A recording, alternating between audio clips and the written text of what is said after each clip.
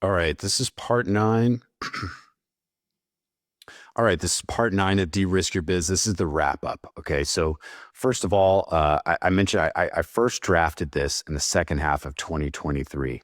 There could be some details that become outdated, but I think the concepts and the frameworks are really good, and definitely for people that are starting their own business or just frankly have ignored some of the basics. Hopefully, this guide is helpful. Okay, so I go back and I repeat what I said in the intro.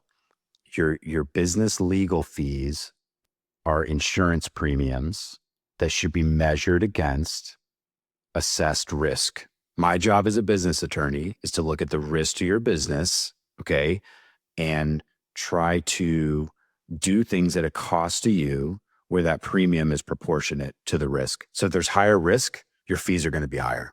But this is the basic stuff in this manual. This stuff does not cost a lot. If you remember the example from Penny Wise, Pound Foolish, $10,000 in legal fees could have saved a $10 million loss that I saw one of my clients go through. I wasn't there in the beginning. He couldn't come to me for the 10,000 or he would have saved the 10 million. True story.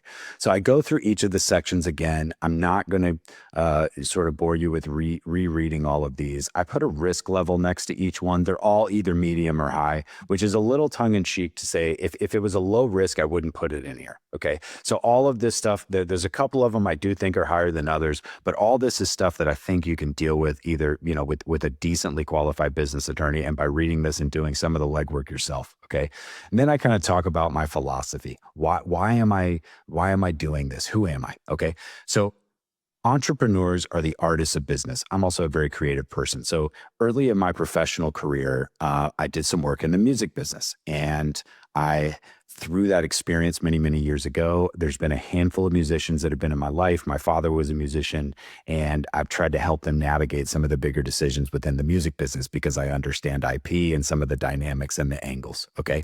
And what I said was, musicians don't want to talk business when it's time to create. And I get it. No one wants to chat about money and numbers in the middle of a recording studio when there are more fun things to do, like make music. I get it. And they say, we'll get around to all that businessy stuff later. The problem is they don't get around to it. Okay. They don't button up the paperwork. They punt it too much. Okay. Sure, you can do your recording sessions and that's great. But at least once a week or once a month, you got to sit down. You got to do all your split sheets. You got to get it all together or nobody knows who owns what. And then guess what? When the money comes, you don't get your fair share. Okay. And here I said, so there you are with a hit song and no money. It happens all the time. The entrepreneurs who fail to do the basic things I'm recommending here, it's the same way. It's like proceeding without insurance. Okay. And I say, you know, what happens when you don't do this stuff? Would you drive around without car insurance? You sure as hell would think about it more if you're driving around without car insurance. But you have car insurance, so if you get in an accident, most of the time things are going to be fine. But if you don't have any insurance in your business and you're just operating, okay, and you haven't done the basics, you're literally operating without insurance. And if you get in a wreck, it's going to be potentially catastrophic for your business and very costly. Okay. And so I just say, buy the insurance. Okay. That's the punchline in all this stuff.